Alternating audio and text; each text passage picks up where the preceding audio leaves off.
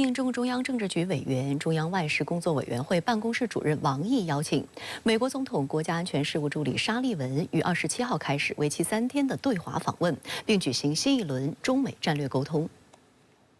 27号，中共中央政治局委员、中央外事工作委员会办公室主任王毅与沙利文在北京会面。王毅首先欢迎沙利文助理访华，并首次来华举行中美战略沟通。王毅表示，在习近平主席和拜登总统的战略引领下，中美实现了重返巴厘岛、通往旧金山，其中的经验值得总结，教训需要汲取。关键是要锚定相互尊重、和平共处、合作共赢的大方向。回顾这段历程，从维也纳到麦康到泰国，再到今天的雁西湖，我们的磋商离北京越来越近，中美关系攸关美国，牵动世界。我希望我们这次沟通一如既往，仍然是战略性的，也是实质性的。当然，同时也应该富有建设性，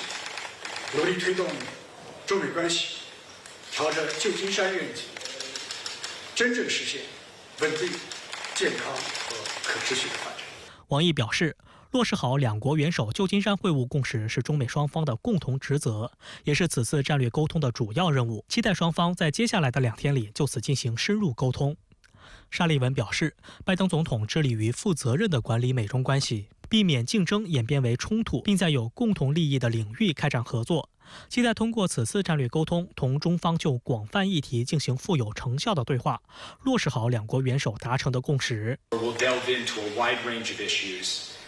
including issues on which we agree and those issues on where there are still differences that we need to manage effectively and substantively. And it will be, I think, a very productive round of conversations. 深圳卫视注意到，作为本轮中美战略沟通的首次会见，中美双方一同出席的官员延续了以往惯例。中方有中央外事工作委员会办公室副主任郭业洲、外交部副部长马朝旭、外交部美大司司长杨涛等人；美方有美国驻华大使伯恩斯、负责东亚和太平洋事务的助理国务卿康达、白宫国安会中国事务高级主任贝沙兰等人。沙利文27号下午乘机抵达北京，正式开启为期3天的访华之行。这是美国总统国家安全事务助理时隔8年再次访华，也是沙利文助理任期内首次访华，是双方落实两国元首旧金山会晤共识的重要举措。在此之前，王毅与沙利文已进行了3轮战略沟通，均取得积极成果，双方均同意继续用好这一战略沟通渠道。深圳卫视注意到，对于此轮中美战略沟通，中美双方均在会面前释放充足信息，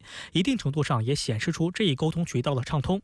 25号，中国外交部美大司负责人向媒体吹风时表示，王毅将同沙利文就中美关系敏感问题以及重大国际和地区热点问题深入交换意见，中方将重点就台湾问题、发展权利以及中方战略安全等表达严重关切，阐明严正立场，提出严肃要求。而美方官员也透露，每次两人会面通常会花10到12个小时进行讨论，预计在北京的会谈也将采取同样的形式。有观察指，自去年中美元首旧金山会晤之后，双方外交、财经、执法、气辩团队以及两军保持沟通，两国人民往来也在增加。但同时，美国继续对华遏制打压，中方予以坚决反制，中美关系仍处在止跌企稳的关键关口。金融时报近日在报道中形容，中美战略沟通渠道就像一个减震器，美国当前深陷与中国竞争的思维之中，这一减震器有助于降低两国之间误判的风险。而环球时报的社评则指出，中方邀请沙利文访华，体现了对中美关系负责任和建设性的态度。能不能让中美关系止跌企稳，关键在于能否树立正确的战略认知。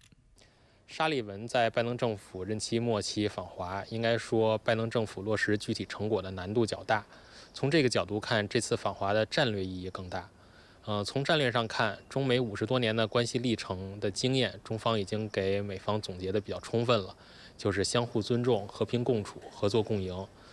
中美只有相向而行，放弃遏制对方的幻想，才是正确的努力方向。近期，中国与中东欧国家签署的首个自贸协定——中塞自贸协定生效。根据协定，中塞双方将逐步对90%的税目相互取消关税，开启两国全新贸易篇章。中共20届3中全会胜利闭幕以来，相关经济发展和政治经济体制改革举措持续吸引外商关注。塞尔维亚工商会驻华代表处主任耶莱娜·斯特凡诺维奇对深圳卫视表示：“中国是塞尔维亚最重要的经济伙伴之一，中塞未来在高科技、数字贸易方面合作潜力巨大。” What it stands for is an extension of all the collaborations we've had in different segments from before. And it also stands as an important message that the shared future is to be built together by everyone, by the small countries and the big countries jointly. 7月1号，中国塞尔维亚自由贸易协定正式生效，其中超过60%的税目自生效之日起立即取消关税，双方最终零关税税目地进口额比例都将达到95%左右。中方重点关注的汽车、光伏组件、锂电池等优势产品和塞方牛肉、葡萄酒、坚果等主要出口产品的关税将从目前的5%到20%逐步降至0%。The free trade agreement is the most important agreement Serbia has signed in the last couple of decades, and it's something that will create a new momentum in our economic development. We hope to see more agricultural and food products from Serbia. And also we hope to see some green technologies such as electric vehicles and solar panels and electric batteries from China in Serbia. They will go a long way to helping in terms of decarbonization efforts of the Serbian government. 塞尔维亚不仅是中国在中东欧地区的首个自由贸易伙伴，也是最早响应共建“一带一路”倡议的国家之一。近年来，中企在欧洲建设的首单高铁匈塞铁路、首条桥梁贝尔格莱德泽蒙博尔察跨多瑙河大桥、首条公路1763高速公路，为塞尔维亚人民带来了实实在在的好处。今年年初，塞尔维亚政府公布名为《塞尔维亚2027跃向未来大型国家发展计划》，其中在高科技领域有2个重点，包括生物科技和人工智能。耶莱娜向深圳卫视透露，作为两国科技部的合作项目之一，日前有来自塞尔维亚生命科学领域的初创企业在中国进行路演，并预计在年底签署投资合作协议。Serbia has benefited in myriad ways from all the investments that were coming, foreign direct investments that were coming from China, as well as infrastructure development projects that have generated some 30,000 jobs in Serbia. But I think also Serbia is now well poised also to systematically try to focus to attract investments from China in areas of the economy which are more high value added, in sectors like digital economy, like innovation, like green technology, artificial intelligence. Our office here is working with the Serbian Ministry for Science and Technological Development and Innovation to try and bring together our two innovation ecosystems. It's an ongoing project since the beginning of this year. And I hope we will see soon some results. 中塞在各领域的合作离不开中国的高水平对外开放，而完善高水平对外开放体制机制，正是党的20届3中全会通过的中共中央关于进一步全面深化改革、推进中国式现代化的决定的强调重点。I think this indicates Chinese commitment to globalization, to liberalization of its trade and investment regimes. We really focused on the parts that mentioned the innovation in customs, in taxation, in foreign exchange regulation as conducive elements to foreign businesses that are operating here. It really reaffirmed Chinese commitment to opening up and to reform, and really drew really a clear path for China in terms of its high-level development aspirations. And as such, it really creates opportunities for foreign companies and foreign investors, especially, if we look in terms of the global economic downturn and the growing economic protectionism. 中国产在国际市场上越来越火，却被欧美频频炒作成所谓产能过剩。与欧盟自断双臂对中国新能源产业大幅征收关税不同，赛政府积极在新能源领域与中方展开合作。叶莱娜指出，中国正在引领全球绿色科技之路，供需关系应当被放在全球市场内考量。塞尔维亚可以充当中国链接西方客户的中介市场。I think overcapacity as an argument does not stand. Supply and demand are global dimensions. They're not national dimensions. What about the EU and the US car brands that are present and manufacture here in China beyond the local market needs? Is this also then overcapacity? China is leading the way of global green tech because of its innovation and complete supply chain. I think the West is missing out on lower-priced electric vehicles and solar panels, which can contribute to their decarbonization. Chinese capital is looking for more friendly destinations and kind of connector intermediary markets towards its Western customers.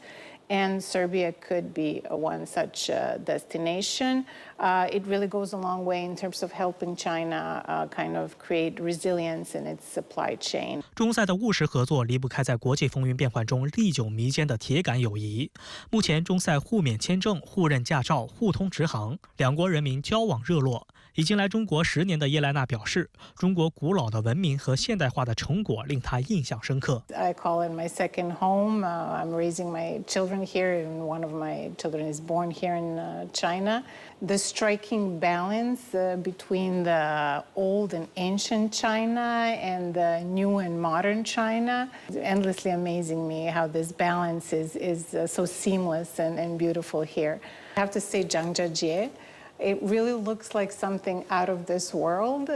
沙利文抵达中国前，先访问了邻国加拿大，并在会见加总理特鲁多时谈及所谓对华关税采取一致立场。随后，加拿大政府发布公告称，将对自华进口的电动汽车采取征收100%的关税等限制措施。对此，中国商务部、外交部、中国驻加拿大使馆均严正回应，指出加方此举罔顾事实和世贸组织规则，是典型的贸易保护主义做法，将破坏中加正常经贸合作。中方对此强烈不满，坚决反对。We will be introducing a 100% tariff on Chinese-made electric vehicles and a 25% tariff on Chinese steel and aluminum. 当地时间8月26号，加拿大总理特鲁多宣布，加拿大将对从中国进口的电动汽车、钢铝产品采取加征关税等限制措施。其中，涉钢铝关税将在2周后生效，涉电动汽车关税将于10月1号起生效，范围涵盖所有中国的电动汽车，包括乘用车、卡车、公共汽车和货车。就在1个月前，加拿大曾就中国电动汽车及相关产品展开了为期30天的公开咨询，但遗憾的是，渥太华最终决定与美国和欧盟保持一致。中国商务部新闻发言人27号严正回应称，加方罔顾事实和世贸组织规则，无视中方多次严正交涉，不顾多方反对和劝阻，一意孤行。中方多次强调，中国电动汽车等产业发展基于自身比较优势，是开放竞争的结果。中国电动汽车受到包括加拿大消费者在内的全球用户欢迎，也为全球应对气候变化和绿色转型做出巨大贡献。外交部发言人林健同日也在例行记者会上强调，加方此举违背历史潮流，是典型的保护主义做法，不仅破坏了中加的经贸关系，损害了加企业和消费者的利益，也无助于加绿色转型的进程和全球应对气候变化的努力。补贴补不出产业竞争力，保护主义保护的是落后，失去的是未来。中方敦促加方尊重客观事实，遵守世贸组织规则，立即纠正错误的做法，不要将经贸问题政治化。中方将采取一切必要措施，坚定维护中国企业的正当权益。中国驻加拿大使馆发言人在回应此事时也指出，加方此举与其自诩全球自由贸易和应对气候变化的倡导者的立场不符。观察指，加方此次对华设置贸易壁垒，是美西方在新能源变革中落后的情况下难以遏制国内保护主义政策，导致政策动作变形的结果。深圳卫视注意到，加拿大财政部此前的公开咨询是以保护加拿大的汽车工人和不断增长的电动汽车产业免受所谓不公平贸易行为的影响为借口。根据加方数据，加拿大汽车行业每年生产超过150万辆汽车，每21秒生产一辆。该行业支持近55万个直接和间接就业岗位。2023年为加拿大的国内生产总值贡献180亿美元，约合人民币1282亿元，是加拿大最大的出口行业之一。尽管目前来看，电动汽车在加拿大整体汽车产业中占比并不大，但该国试图将自身定位为全球电动车供应链的重要组成部分。此前已签署价值数十亿美元的协议，将欧洲顶级汽车制造商引入电动车供应链的各个环节，以加强其制造业中心地带，并通过北美自贸区享受美国对新能源车制造的巨额补贴，从而继续抢占庞大的美国汽车市场。在内政考虑之外，与以美国为首的盟友统一步调，是加拿大此次对华征税更重要的原因。外界注意到，美国总统国安事务助理沙利文在抵华前特地在加拿大中途停留，明确要求特鲁多在加征关税上与美国保持一致。而在与沙利文会面后，特鲁多就宣布对华加征新关税，且关税税率与拜登政府保持一致。今年5月，拜登宣布将对中国电动汽车的关税翻2番，增加到100%，对钢铝等战略物资的新关税调整至25%。观察指，沙利文在访华前拉上盟友，意在增加与中国对谈的筹码，而特鲁多同意美方要求，也是出于加拿大对外贸易严重依赖美国的实际考量。And not surprising here that Canada is aligning very closely to the U.S. because it is an export-driven country that relies heavily on the U.S. U.S. buys up 3/4 of Canadians' export, and Canada imports 60% of its products from the U.S. Its automotive sector is highly integrated with the U.S. as well. They sell not just finished products but also parts as well. The vast majority of its light vehicle production, about 1.5 billion units last year, goes to the U.S. 加拿大前驻华大使赵普表示，考虑到加拿大与美国的经济一体化，加拿大不得不站在美国的立场上。赵普认为，加拿大可能会在其他行业遭到中国的反制，大麦和猪肉就可能是遭报复对象，因为中国可以从其他国家进口。实际上，这不是加拿大第一次屈从于美国对华打压。加拿大曾经作为美国的马前卒，对中国企业高级管理人员实施了所谓的执法行动。但从最终的结果来看，美国没有支持加拿大到底，加拿大最终灰溜溜地终止了执法活动，对加拿大的国际形象构成了负面影响。这次加拿大没有吸取教训，反而继续采取错误政策，未来恐怕也会面临错误政策的副作用。观察指，加拿大地处严寒地区，目前中国电动汽车在加销量实际并不大，因此特鲁多政府此次加税对中国的出口经济影响有限。而特鲁多此举政治意义大于实际意义。但讽刺的是，极力忽悠特鲁多跟风的沙利文，在访华前就已经备受国内产业界要求缓解对华加税的巨大压力。据悉，拜登政府预计将在月底前宣布对部分中国进口商品大幅提高关税的最终决定。该决定将是副总统哈里斯成为民主党总统候选人以来，美国政府面临的首个重大贸易决策。针对此事，美国产业界痛斥加征关税将引发成本上升，甚至国会中的一些民主党人也对此不满。此前，拜登政府宣布对中国制造的岸边起重机征收25%的关税。纽约和新泽西港就表示，他们已向中国企业振华重工订购了8台起重机，每台价格1800万美元。25%的关税将使每台起重机的成本增加450万美元，约合人民币3200万元。他们直言，这将对港口有限且关键的资源造成重大压力。此外，福特汽车也要求美国贸易代表办公室降低对人造石墨的关税。人造石墨是生产电动汽车电池的关键负极材料。福特表示，它仍然几乎完全使用中国的石墨。代表外国品牌汽车制造商的组织汽车驱动美国也呼吁，至少在2027年之前，美国能够对中国的电池组件和关键矿物等的关税税率保持稳定，以使汽车制造商能够实现在美国生产的投资，并推出消费者负担得起的电动汽车。拜登政府预计将在本周宣布对包括电动车在内的部分中国进口商品实施高关税的最终计划。您对此有些什么样的预判？众所周知，早在今年5月份，拜登政府就宣布了对中国的新3样加征关税计划，其中电动车的关税将提高至100%，半导体和太阳能电池的关税则提高至50%。本周他们只不过是要对这一计划进行最终的确认。不过，由于美国国内同时存在着赞成与反对2种声音，因此外界仍然摸不准拜登政府的最终态度。而在我看来，要对此做出判断，我们首先必须要明白一点，那就是无论是拜登还是特朗普，无论是民主党还是共和党，都主张以提高关税的方式来解决中美经贸纠纷，但是双方在谁是目的、谁是手段这一问题上又有着本质性的不同。出身于商人、完全本着在商言商思维的特朗普，并不在乎什么意识形态、价值观念，甚至是安全战略层面的问题。他提高关税的目的，纯粹就是为了钱，为了不让任何国家占美国的便宜。为此甚至不惜以意识形态、价值观念和地缘安全问题为手段，来逼迫对方就范。特朗普认为，对华猛打台湾牌，在台湾问题上猛踩中国的红线，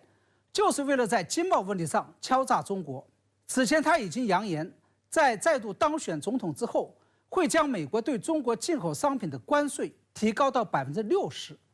因此可以预料，一旦特朗普当选，中美经贸纠纷将会陡然升级。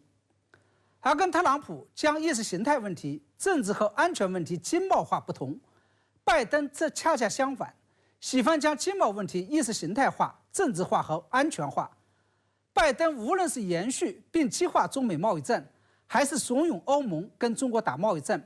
着眼的都是东西方意识形态和价值观念的对抗，以及服务的是美国的全球大战略，尤其是中美之间的世纪性博弈。这就是明知道中国电动车并不出口美国，拜登政府仍然要向中国电动车飞舞起关税大棒的原因。这个也就意味着，我们要判断拜登政府在对华商品加征关税问题上，究竟是会高抬贵手，还是会一如既往的铁面无情，只要看当前中美之间的面临的意识形态分歧，还有政治和安全问题就可以了。很显然，当前中美不仅在意识形态问题上仍然存在着尖锐的对立，而且在台海问题上仍然缺乏互信。再加上在总统大选期间，民主与共和两党都喜欢表演对华强硬，因此拜登政府在对华关税问题上高举轻放的可能性很小。加拿大总理特鲁多宣布，从今年10月1号起，将对中国电动车加征100%关税；10月15号起，对中国产铝材和钢材加征25%关税。您对此又是如何看？我注意到欧盟是上周正式宣布要对产自中国的电动车加征17%到36%的反补贴税的。美国的拜登政府将会于本周确定，而加拿大的特鲁多政府这是在1个月前启动了相关咨询程序，并于昨天正式做出了这一决定的。尤其值得注意的是，在对中国产电动车加征关税的税率上，加拿大还罕见地跟美国保持了一致，也就是高达100%。对此，加拿大总理特鲁多毫不讳言地表示，他们这样做是为了跟全球其他经济体保持同步。我们知道，4年前拜登刚一上台就举起了所谓新冷战对抗的大旗，要求包括欧盟在内的全球所有盟友都要跟在美国后面选边站队。这是中欧关系开始出现裂痕，以及中加、中澳、中日、中韩关系裂痕进一步加深的原因。接着，拜登政府又举起了安全牌，要求包括欧盟、日本、澳大利亚、加拿大在内的全球盟友，必须要在包括俄乌局势、台海局势、中东局势、半岛局势在内的全球和地区热点问题上，跟美国保持一致。这也是美欧、美日、美澳、美英军事同盟关系得以进一步深化的原因。那么在此前对中国发起高科技战，尤其是芯片战，并要求盟友紧跟步伐之后，这一波针对中国的新一轮关税战和贸易冲突，也是由美国主动举起旗帜，接下来欧盟、加拿大等国家一步一趋紧紧跟上的。在这种情况下，我们可以预料，接下来美国还将逼迫包括日本、澳大利亚在内的更多盟友加入到针对中国的关税战和经贸冲突当中。而从这样一种现象和趋势当中，我们也就可以解读出2个不好的信号，其是由美国主动挑起的所谓意识形态新冷战，已经从政治领域蔓延到了安全领域，现在又进一步蔓延到了经贸领域，并逐步形成了政治、安全与经贸领域三位一体、相互联动的态势。其二是，随着欧盟与加拿大等国家紧跟美国对华非武器关税大棒，它意味着由美国主动挑起的阵营式对抗，也已经从政治和安全领域进一步蔓延到了经贸领域。而且西方国家在经贸上也搞阵营式对抗，这显然是为了形成某种抱团取暖和法不责众的效应，以免中国对其采取分化瓦解、各个击破的反制措施。过去一天，双方互相发动大规模空袭，尤其是乌克兰创下了冲突迄今为止最远的1800公里无人机攻击距离。就在俄乌局势进一步焦灼之际，拜登和印度总理莫迪打了一通电话，这和此前莫迪访乌以及访俄有何关联？美国要求印度在此问题上采取何种态度？来看看报道。美国白宫发表声明说，拜登对莫迪向乌克兰传递和平信息，并持续提供人道主义援助，包括能源支持，表示感谢。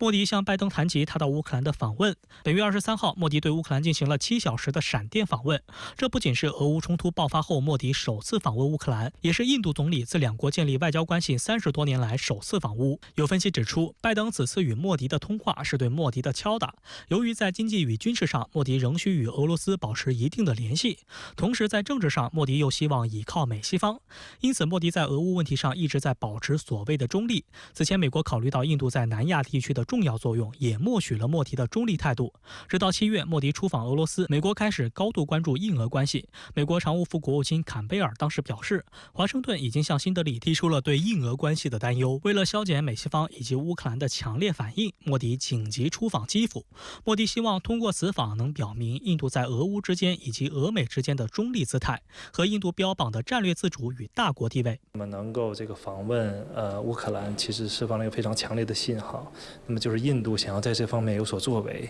啊。那么这样的一种行为，其实乌克兰也是非常欢迎的。那么他也希望能打破迄今为止我们所看到的整个这个非西方国家在俄乌问题上保持这种相对中立的立场但是我们说，这是不是就彻底改变了这个印度的这样的一种在这个问题上的一种姿态我们说其实也并没有完全改变。莫迪结束乌克兰之行后，乌总统泽连斯基表示，印度可以成为第2次乌克兰和平峰会的举办地。乌克兰希望主办国来自全球南方国家，但是乌方有个前提条件，主办国必须签署峰会联合声明。在瑞士6月份举办的首次乌克兰和平峰会上，印度并未签署联合声明。事后，印度外交部解释，印度认为这份联合声明无法带来和平。我觉得显然，印度即使有这样的一个雄心但它在多大程度上能影响整个这个俄乌现在局势的这个走势我觉得还要画一个很大的疑问。所以这个时候我们看第2次这个峰会到底能不能在印度的进行的话，那么一方面要取决于印度自己的它的这种意愿，另一方面就是要看到美西方国家，然后包括俄罗斯在内，到底想把这样的和平峰会做成一个什么样的峰会，是个实质性的，还是一种我们说表面性的东西，这个是非常重要的。俄乌冲突仍在激化，俄罗斯连续对乌克兰进行大规模空袭，而乌克兰则在库尔斯克继续推进。那您是如何来看待俄乌局势最新态势？主持人好。俄乌冲突呢，现在进入你打你的，我打我的这样一种局势，基本面上呢仍是僵持状态，好像呢谁也占不了上风。从俄罗斯方面看，连续2天对乌克兰全境的大规模轰炸，似乎呢要报仇雪恨，让乌克兰人呢再度陷入恐慌，提振俄军士气，向入侵库尔斯克的乌军发出警告。俄军呢在东部战场上也在推进，即将占领乌军的一个后勤枢纽。不排除呢，俄罗斯正在推进一个深思熟虑的战略，就是要进一步的炸掉乌克兰的基础设施，在供电、供水、供气上形成致命打击，让乌克兰呢今年难以过冬。这样呢，也可能让进入库尔斯克的乌军不战自退。但是呢，轰炸乌克兰基础设施的行动去年就干过，好像也没奏效。那么轰炸的效果如何呢？按照乌克兰的说法呀，把90%的导弹和无人机都给拦截了，当然呢，也炸中了一些目标。俄军的轰炸呢，也很像拳击手一样，不断的在同一个地方降维打击，重复使用一个动作，在消耗对手的同时，也显得老套，没有出奇制胜的感觉。我们再来看乌克兰，除了在东部战场继续后撤以外，在库尔斯克却在前进，说已经呢占领了俄罗斯100个村镇。最关键的一个信息是，吴军呢已经到库尔斯克核电站25公里的地方。泽连斯基正在向西方提出2个要求：一呢是给吴军提供更多远程导弹，允许吴军打击俄罗斯本土目标；二是尽可能的提供 F-16战斗机，能让吴军在制空权上有点优势。这2个条件呢，西方可能会满足，对俄军呢不是好消息。但是西方呢是不会派兵援助乌克兰的。而吴军人数有限，即便呢有了好的武器，也难以承受俄军的持久攻击。俄军的优势并没有因为吴军占领库尔斯克而改变。现在俄罗斯连续2天对乌发射大规模的空袭，旨在向西方和乌克兰发出警报。俄罗斯呢在战场上仍占据着优势，仍有能力发动复杂的、大胆的军事进攻。吴军呢最终可能承受不了。日本数字大臣河野太郎26号正式宣布竞选自民党总裁，成为第3个正式加入选战的重量级人物。曾经担任过日本外务大臣和防卫大臣的河野太郎，在内政外交上有何取向？截至目前，已有11人表示有意向参选自民党总裁。外界形容此次选举将会是一场大混战，这一局面将带来哪些影响？来看个报道。河野太郎です。自由民主党の総裁選挙に出馬いたします。这是河野太郎第3次在党总裁选举中发起挑战。他在记者会上表示，当前要务是恢复民众对政治的信赖，并对自民党此前的黑金丑闻作出回应。承诺若当选，将要求没有正确回报政治现金的国会议员交还相对应的金额。国民の皆様から信頼を回復してまいりたいというふうに思っております。政治への信頼があってこそ、自民党がこれから遂行せねばならない政策を一つ一つ国民の皆様のご理解をいただいて進めていくことができる。その基本となるのが政治への信頼回復だと思っております。外界注意到，现年61岁的河野太郎曾在安倍内阁先后出任外务和防卫大臣，军事上主张日本扩军，配合美国与北约的军事部署；外交上则更偏向保守。有分析认为，虽然河野太郎之父河野洋平是自民党内一直主张对华友好的政治家，且河野太郎在担任外务大臣时对华言论相对克制，但由于其有过长期的美国留学经历，较为亲美，其外交政策可能也会追随美国的脚步。日本自民党总裁选举的角逐者陆续表态，截至目前已有11名自民党政客表明有意参选。外界形容此次选举将会是一场大混战。此前受黑金丑闻影响，岸田文雄解散了除麻生派之外的自民党派阀。有分析认为，此次自民党选举可能出现10人以上的混战，部分原因就在于各派系解散后约束和协调作用弱化，导致参选门槛降低。同时，以往自民党总裁选举中，外界可以基于派系支持倾向来预测最终结果。但此次混战中，谁将当选颇具悬念。还有观察指，岸田执政期间，自民党丑闻不断，导致日本民众对该党产生信任危机。时事评论员施洋对深圳卫视分析，选举混战恰好是日本政府面临一系列内外交困局面的体现。这个岸田政府一方面有在自己的这种政党的党务，包括这个政治问题上这个频频失分，同时呢，在这个国内施政上又没有什么得分点。然后日本的这个经济情况目前受到这个全球经济不景气的影响，包括日元汇率的问题，其实问题重重。日本的这种政党大乱斗，其实也反映了一方面。在目前的环境下，各派势力都对于这个首相之位蠢蠢欲动。值得注意的是，最新民调显示，在正式宣布参选自民党总裁选举的人选中，自民党前干事长石破茂以21%的支持率领先。石破茂在24号正式宣布参选，并将此次选举形容为其从政38年来的最后一战。有观察认为，石破茂会在防卫、修宪等问题上秉持更加激进的理念。不仅如此，在台湾问题上，石破茂支持台湾有事就是日本有事的说法。近期更窜访台湾，并会见台湾地区领导人赖清德。对此，外交部曾回应称，中方坚决反对建交国同台湾进行任何形式的官方往来。台湾问题是中国核心利益中的核心，事关中日关系政治基础，是不可逾越的红线。日方政客应认清世界上只有一个中国，台湾是中国一部分的事实，恪守一个中国原则和中日4个政治文件精神，停止向台独分裂势力发出错误信号。加密通讯软件电报创始人兼首席执行新官帕维尔·杜罗夫24号晚在法国巴黎被捕后，26号继续被法国司法机构羁押，引发国际社会关注。法国总统马克龙称，对杜罗夫的逮捕不包含任何政治动机，而包括马斯克、斯诺登在内等人士公开呼吁释放杜罗夫。网络上再次掀起关于言论自由的辩论。法国逮捕杜罗夫的背后究竟有没有美国的因素？事件又将产生怎样的影响？来看看分析。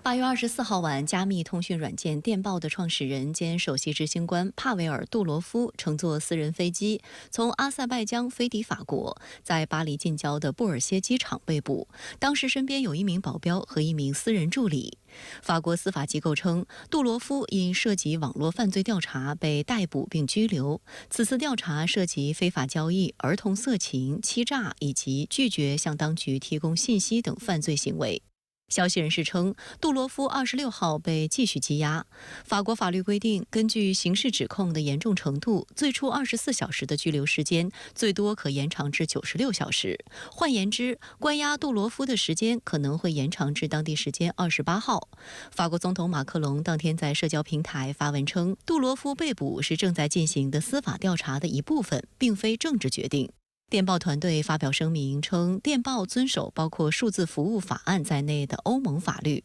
其审核符合行业标准，并在不断完善。声明还称，希望此次事件可以尽快得到解决。公开资料显示，杜罗夫是一位多国籍持有者，目前居住在阿联酋迪拜。2006年，杜罗夫创立了后来成为俄罗斯和独联体国家最大社交平台的 VK。杜罗夫曾因拒绝向俄执法人员提供有关 VK 组织者的信息，于2014年出售了手中的 VK 股份，并辞去首席执行官职务，离开了俄罗斯。杜罗夫又于2013年创办加密社交软件电报，该平台现在拥有9亿多活跃用户。目前，电报被称为俄语地区最有影响力的社交媒体平台之一，以其特殊的加密方式闻名，能够保证用户的聊天信息不被截获或破解。今年4月在受访时，杜罗夫称，电报受到了来自全球各国执法机构的审查压力。It's not that we don't care, but we think it's important to have this platform that is neutral to all voices. 乌克兰危机以来，美西方对社交媒体内容的管控比较严格，和 X、Meta 等社交媒体相比，电报受美西方内容管制较少。杜罗夫还提到，美国情报部门曾向他了解该平台的情况，并试图秘密招募电报技术人员。在杜罗夫看来，美国政府可能想在该平台安装一个后门，访问平台系统和数据库。We get too much attention from the FBI, the security agencies, wherever we came to the US. They were curious to learn which open source libraries are integrated to the Telegram's app, on the client side. 有多方消息就指，杜罗夫被捕的幕后指使者可能是美国。杜罗夫的前新闻秘书格奥尔基·洛布什金表示，如果杜罗夫认为法国当局真的要逮捕他，他就不会不顾自己的安全降落在巴黎。洛布什金认为，拘留杜罗夫的命令可能来自华盛顿。在很多问题，尤其是社交媒体平台运营上面，那么一直以来也都宣称西方是相对自由的。那当然，我们说这一次的事件，很大程度上呢，也可以说让外界更多的在认识到，就西方在社交媒体平台上面仍然是采取一个双标的政策。西方为了加大对这样的平台的控制，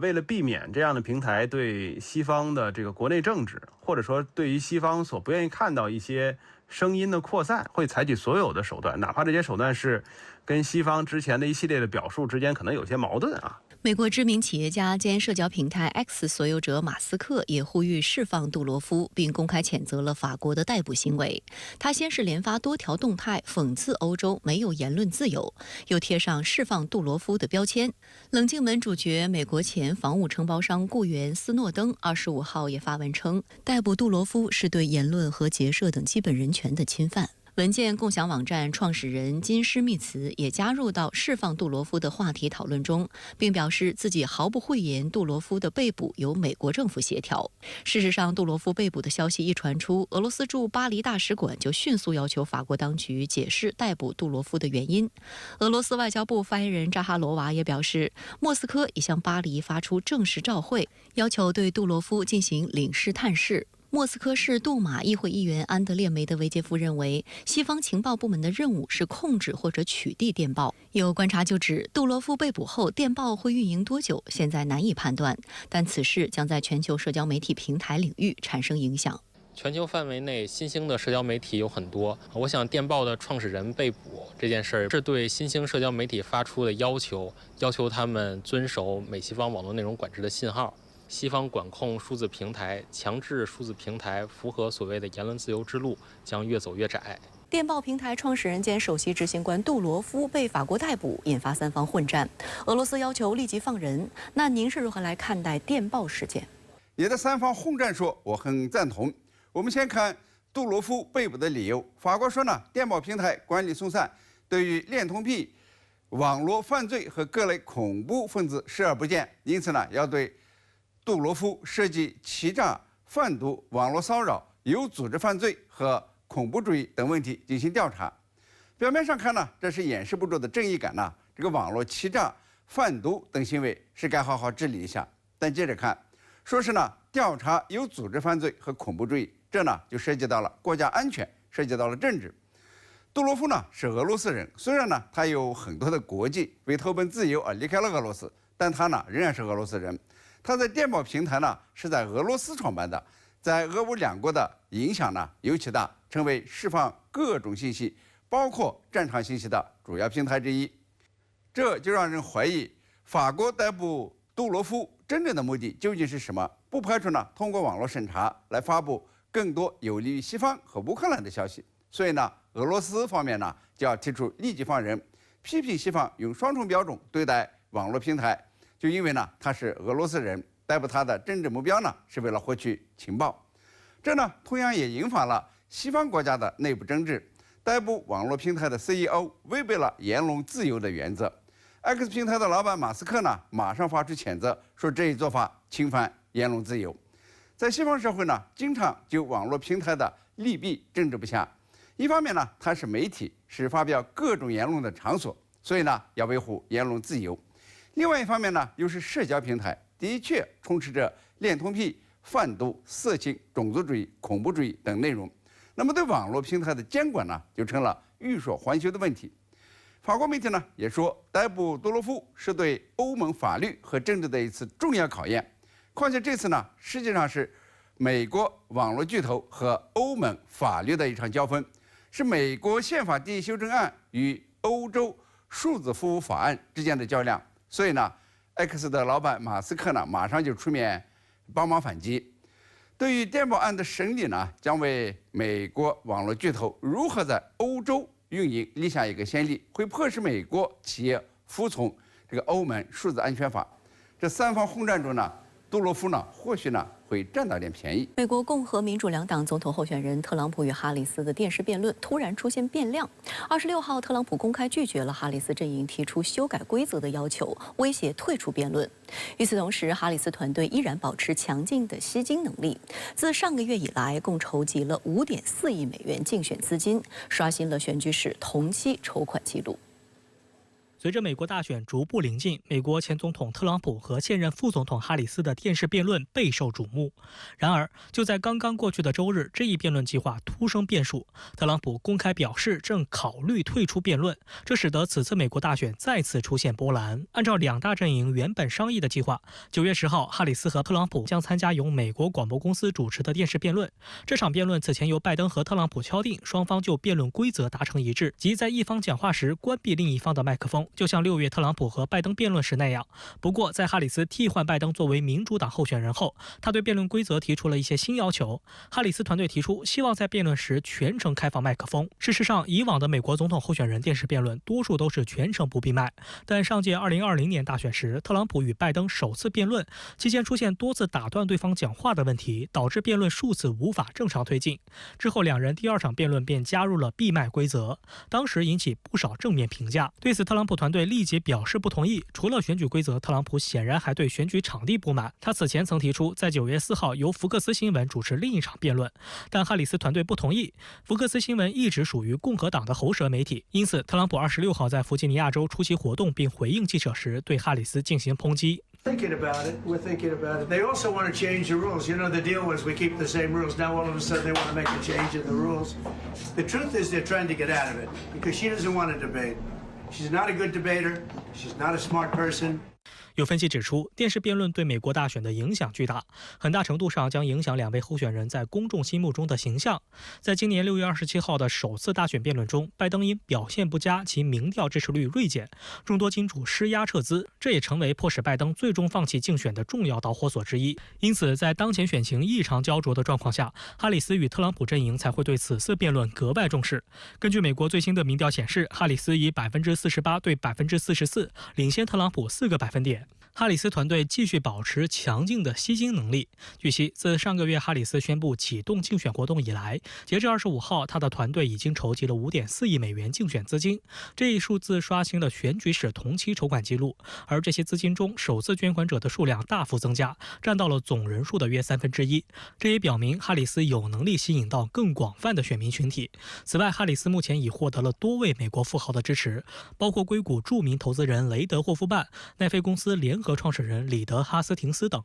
相较之下，上个月特朗普团队筹集了近1.39亿美元资金。有分析称，美国当前的总统竞选可能是有史以来最贵的一次，候选人将为此花费数十亿美元。数据显示，拜登和哈里斯竞选团队截至目前，在本届选举周期内总共花费了3.295亿美元。与此同时，特朗普仍马不停蹄投入到竞选当中。他再次声称，如果自己入主白宫，会在24小时内结束俄乌冲突。Can make this promise, I will prevent World War III. Nobody else is going to prevent it. You're going to end up in World War III.